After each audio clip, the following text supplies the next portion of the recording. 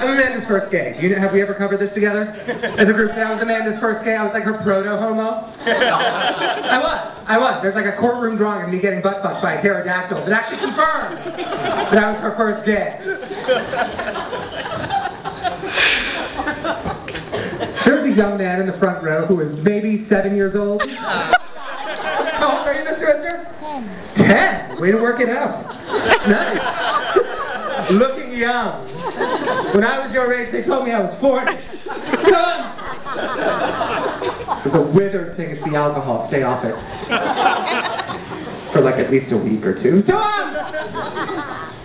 So anything that I say, I'm not going to be nervous about it, just so you know, that what's going to make anything crazy that I say more delicious is the fact that there is a 10-year-old in the front row. So when I start yelling about the fact that I love dicks, because I do, I love them. I got earplugs. When you hear that, I want you to appreciate that this is how I'm paying it forward. That when Amanda and I were these wee pups, right? I didn't have anyone telling me that it was okay for a boy to like dicks. So it's wicked okay to like, I love them. I wish my mouth were at the end of a conveyor belt of them. Baggage claim, but dicks. I can't even look at him right now. I can't even look at him. It's like, I have to operate with him as my life spotter. I fucked for life. Hi. I'm wicked. Sorry, can I buy you a drink? Whatever you want. Seriously? I mean it. Like a juice.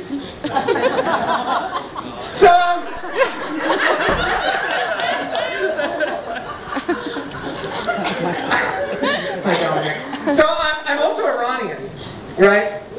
So this is how rare and interesting Amanda's like my very first friend in America, one of my very first friends in America. And she's this sort of interesting, weird girl whose hair turned green.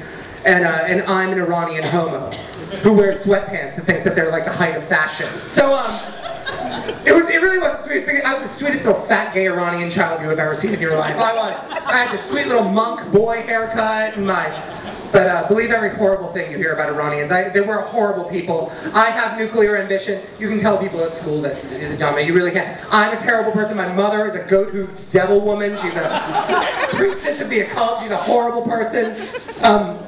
When I was little, in fact, like I was younger than you. Okay, I was big and fat and adorable. And my mother, the way she tried to help me lose weight, she said this to me. She goes, Mehran, I have poisoned something in the refrigerator.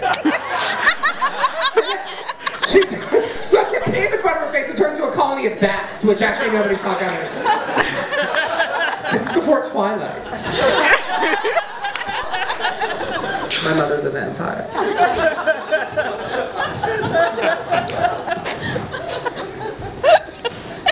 That's chocolate milk, right there.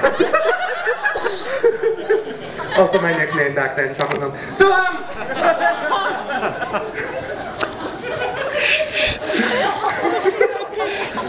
so weird. So Iranian homo, that's like, believe everything, that's like, it's bizarre, right? Like, they said it couldn't be done. They did. The dictator-elect of Iran, that delicious little garden gnome, he spoke at Columbia University and said there's no such thing as an Iranian homosexual. He said that. These were his exact, which made me feel like a mythical creature. I didn't take that personally at all. I was like, well, that's some kind of like unicorn turban, Sphinx, Kraken from Clash of the Titans.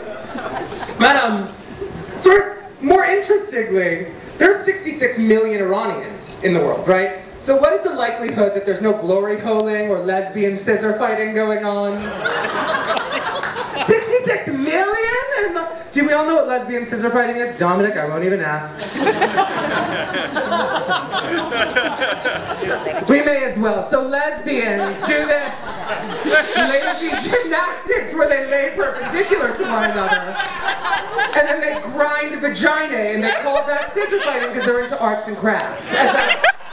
People that are into arts and crafts and open-toe shoes, polar fleece out of season, Patrick Swayze haircuts. You don't know who he is, but it's too soon for me to say that.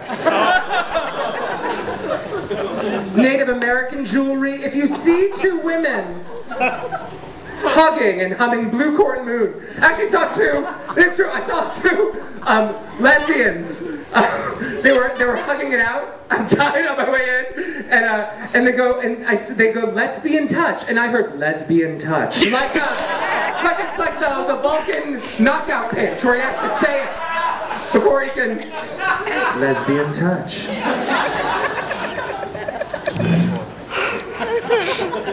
Oh, we're going all the way, aren't we? So it's the first time I'm giving head. Yeah! I was there! He didn't sound like that before I did it. I will put the rasp in a man.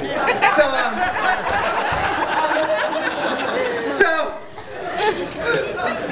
the Event Horizon. And I'm eye to eye with a monster. And it's about to dock, like it's the Death Star moment. And just as it's about to go in, this Iranian homo sort of intuition thing kicked in, and out of the blue, I go, and that's actually about G-head, ladies and gentlemen. That has a name.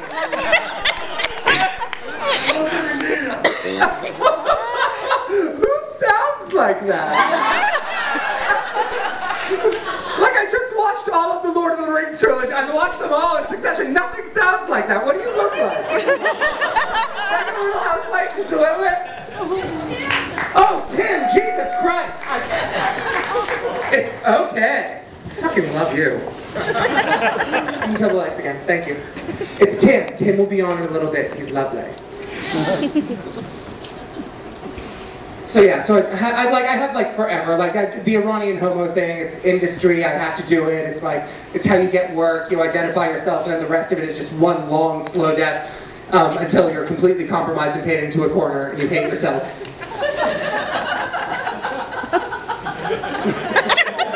Glad you could delect in that, but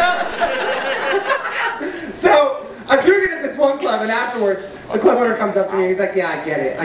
You do this whole Iranian fag thing, right? I get it. But I bet your Iranian passport photo is really butch. Right? So I fell up because I've never gotten butch in my life. Like I'm like, I might have a sex life again. Like it can happen. Like I get that excited. But what's more riveting about that again is why in this post 9/11 era would I try to make myself look more threatening in my travel documents?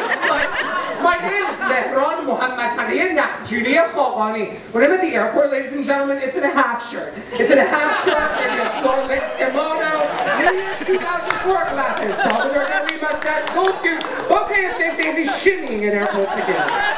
I am looking dead at them. Anything to let them know that I'm not the threat at the end of the day. They're not so much concerned about me as they are for me. Like, I know I'm not in the will anymore.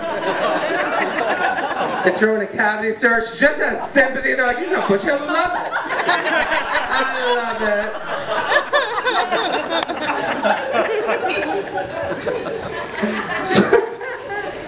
So I'm going to bring up the first act. How psyched are we? Do we have a marathon night of entertainment ahead of us?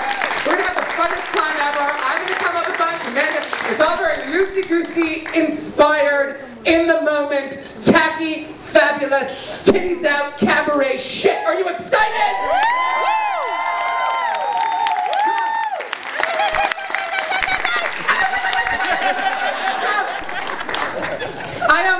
I got stood up like 3 times in the same night by the same person. I know. And I was dry. I didn't even look like this. So the second place I got waylaid, and but not as opposed to waylaid, which just not the case. But I was at this bar Toad in Porter Square, and I was just about to lose my sense of humor about the evening, like this close, and so I was on like what, my 5th or 6th drink that hour, and the music act started up. And it was this girl who was just singing her freaking heart out. That's my alarm clock telling me to come here.